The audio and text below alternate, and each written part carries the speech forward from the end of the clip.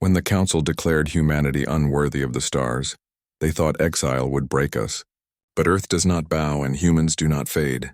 Banished from the galaxy, we did not vanish. We built, we planned, and we waited. And when the stars looked for us again, they found a force that had already changed the galaxy forever. The verdict and the awakening the day. Everything changed, Commander. Elena Vasquez stood perfectly still as the announcement echoed through the Galactic Assembly Hall. Around her, representatives from 400 species watched in silence.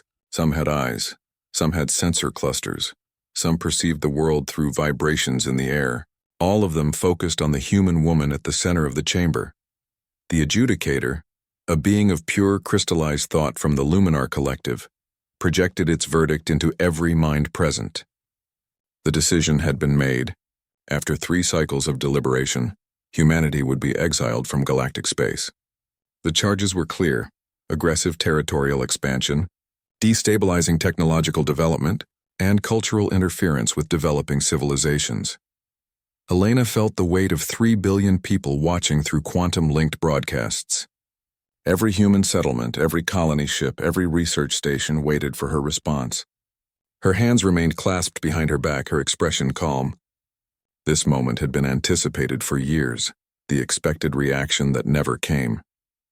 The Cathara delegate, its chitinous plates clicking nervously, leaned forward. Its translator device crackled to life with words meant to sound diplomatic. Humanity had 30 standard cycles to withdraw from all territories beyond the Sol system. Any resistance would be met with unified military action from the assembled species. Elena noticed the tension in the chamber. The aliens expected outrage. They anticipated threats or desperate negotiations. Some species had prepared military contingencies in case humans reacted violently. The Vrin battle fleet waited just outside the system, invisible but present. Instead, Elena smiled. "Thank you for the clarity," she said, her voice carrying through the chamber's acoustic systems. "Humanity accepts the terms of exile. We will begin immediate preparations for departure." Silence fell like a heavy curtain. Confused whispers rippled through the assembled delegates. The adjudicator's crystalline form pulsed with uncertainty. This was not the response they had calculated. The first disconnection. Before any alien could respond, Elena activated her wrist communicator. A single word transmitted across secure human channels: severance. Across the galaxy, human technicians received the command simultaneously. In medical facilities, engineers began shutting down diagnostic equipment. On agricultural worlds, automated harvest systems powered down mid-cycle. Jumpgate operators initiated lockout protocols that would take weeks to reverse. The Sarathi Observer, a gaseous being that communicated through color changes, suddenly flashed bright red. Its translator struggled to convey the panic in its message. Something was wrong with the medical hub on Sarathi Prime. All the human-designed equipment had stopped responding. Elena watched as more reports flooded the chamber. The Draknor mining operations reported system failures. The Valorian trade hub lost its logistics network. Communication relays across 3 sectors went dark. "What are you doing?" The adjudicator's thought projection carried an emotion that crystalline beings rarely showed: fear. The truth revealed. Elena pulled up a holographic display that materialized in the center of the chamber. It showed the galactic infrastructure in intricate detail. Red lines indicated human technology, human designs, human maintenance protocols. The web of red covered everything like a neural network. "You asked us to leave," Elena said simply. "We're taking our property with us." The Cathara delegates' plates clattered in distress, but the technology was integrated into galactic systems. Separation would cause catastrophic failures across hundreds of worlds. "That sounds like poor planning on your part," Elena replied. Her tone remained professional, almost friendly. "Humanity built, maintained, and upgraded most of your critical infrastructure. For decades we did this freely, asking only for membership and respect. You've decided we're not worthy of either, so we're simply taking back what's ours." The protocol that changed everything. Captain Marcus Chen watched from the bridge of the research vessel Prometheus as the protocol executed flawlessly. Around Earth's moon, massive construction scaffolds that had been disguised as commercial shipyards now revealed their true purpose. They were assembly points for the largest fleet humanity had ever built. The construction had happened in plain sight over 5 years. Every hull registered as commercial transport. Every reactor documented as civilian infrastructure. But hidden within standard designs were revolutionary systems that no alien species had suspected. Chen's science officer, Dr. Yuki Tanaka, monitored the quantum entanglement network that connected every human vessel. All ships report ready for Phase 2. The stealth arrays are calibrated and standing by, Chen nodded. Humanity had learned from history. When you're surrounded by potential enemies, you prepare for the worst while hoping for the best. Earth's governments had quietly funded Projects Exodus and Dark Sky for precisely this scenario. The calm before back in the assembly hall, panic had replaced confusion. The Galactic Council representatives argued among themselves, their sophisticated translation systems struggling to keep up with multiple species talking over each other. The Vrin military commander materialized a holographic avatar in the chamber. Its insectoid form radiated aggression. The commander demanded that humanity cease all shutdown procedures immediately. This action constituted sabotage and would be met with force. Elena turned to face the avatar directly. You're welcome to try stopping us. But I should mention that every human facility, every ship, every system is protected by security protocols that will corrupt all connected alien technology, if forcibly accessed. You could attack us, but you'll destroy your own infrastructure in the process. The Vrin commander froze. Its tactical computers ran simulations. Every scenario ended in mutual destruction. The beginning of the end. Elena checked her chronometer. 18 minutes had passed since she spoke the code word. Across the galaxy, humanity had already begun the largest coordinated action in its history. Agricultural colonies were packing their enriched soil. Medical stations were downloading decades of research. Industrial hubs were dismantling their facilities molecule by molecule. She looked around the chamber one last time. These aliens had voted to exile humanity out of fear. They feared human ambition, human adaptability, human refusal to accept limits. They wanted a quieter galaxy, a more predictable universe. You'll have your peaceful galaxy, Elena said softly, but it won't be the one you're imagining. She walked toward the exit, her footsteps echoing in the stunned silence. Behind her, the galaxy's greatest civilizations began to realize they had made a catastrophic miscalculation. Humanity wasn't trapped here with them. They were trapped here without humanity. The countdown had begun, 30 cycles to complete evacuation. But Elena knew the truth. Humanity wouldn't need nearly that long.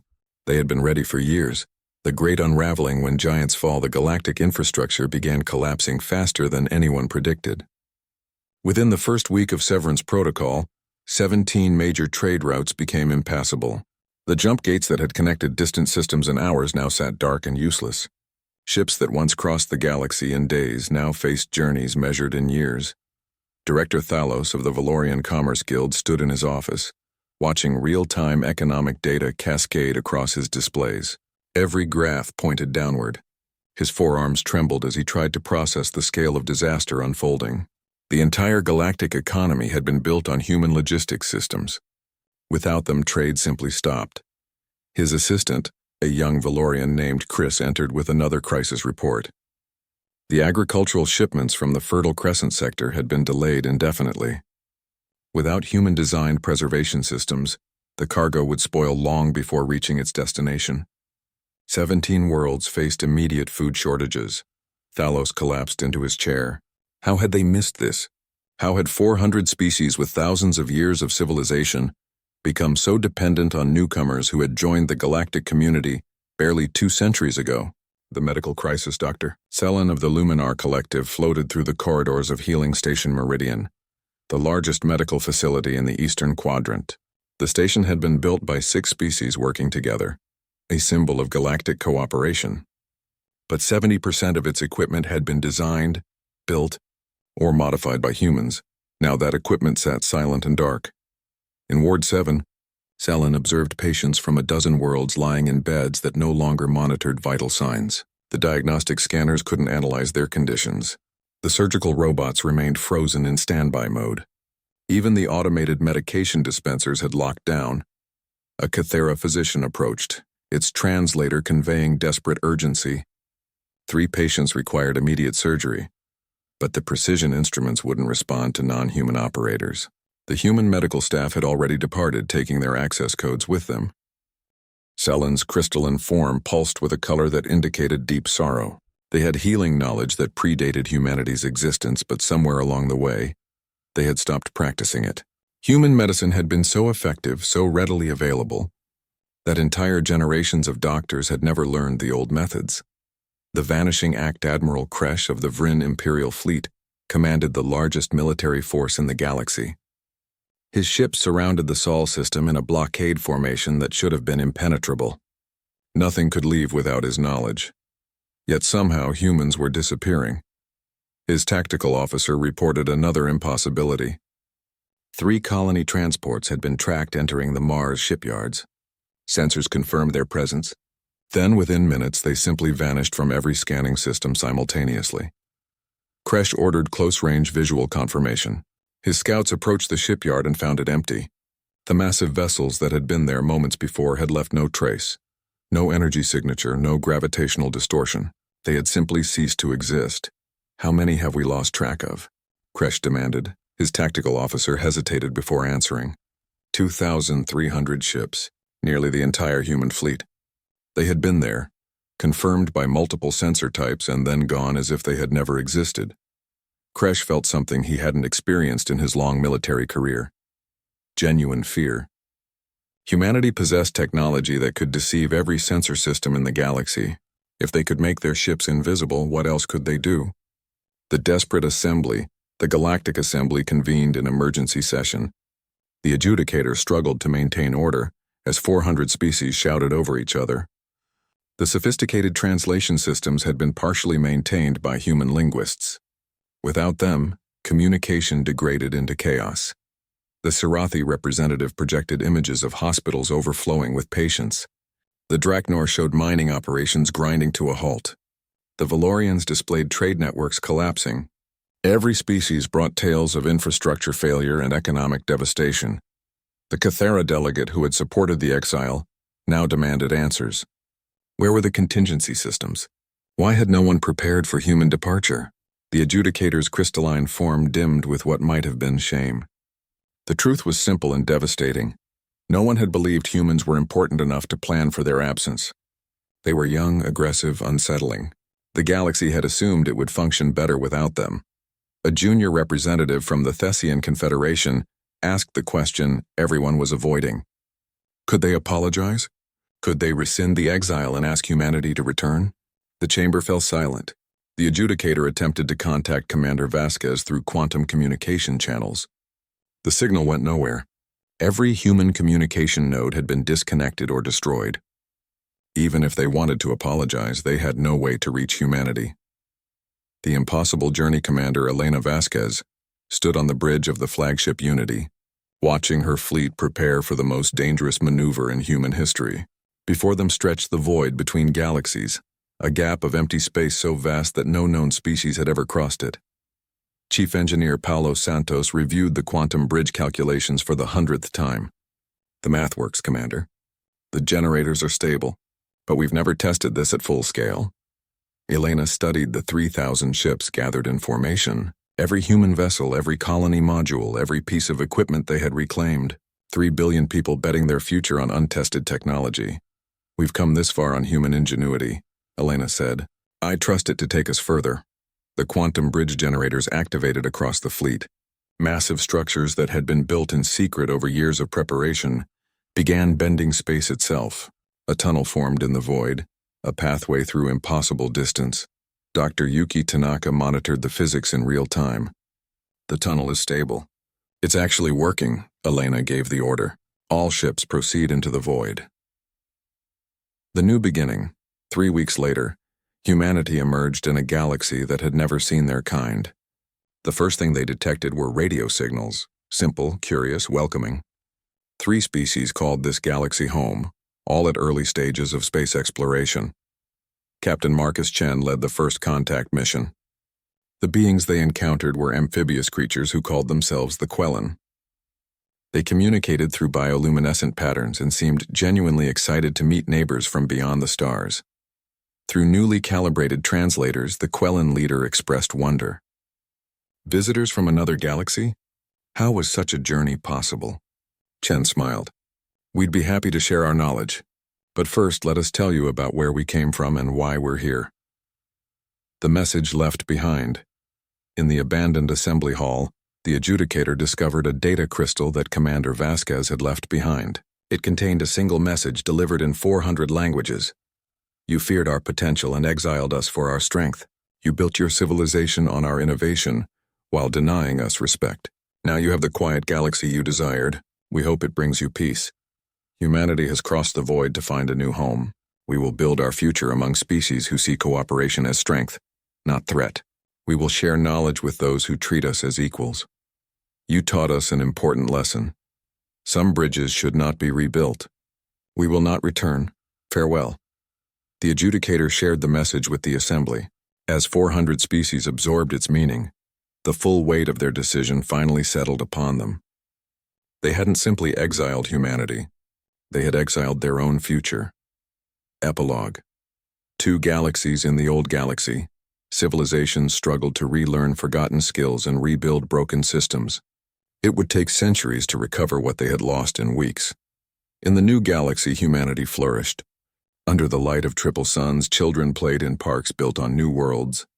Human engineers worked alongside Quellan scientists, sharing discoveries freely. Medical stations treated all species equally. Trade routes expanded through cooperative effort. President Maria Santos stood on the observation deck of New Earth Station, watching 3 suns set over a thriving colony below. Her assistant brought reports of 3 more species making peaceful contact, eager to join humanity's growing alliance. Do you ever miss the old galaxy? Her assistant asked. Maria considered the question. I miss Earth, I miss the stars we grew up beneath. But I don't miss the fear and suspicion. Here we're building something better. A civilization based on mutual respect rather than tolerance. Below, human children played with young Quellans, their laughter mixing in the evening air. This was humanity's true nature, not the aggressive expansion the old galaxy feared, but the boundless capacity for cooperation and growth. The galaxy had voted to exile Earth. In doing so, they had set humanity free to become something greater. Sometimes the worst punishment becomes the greatest gift.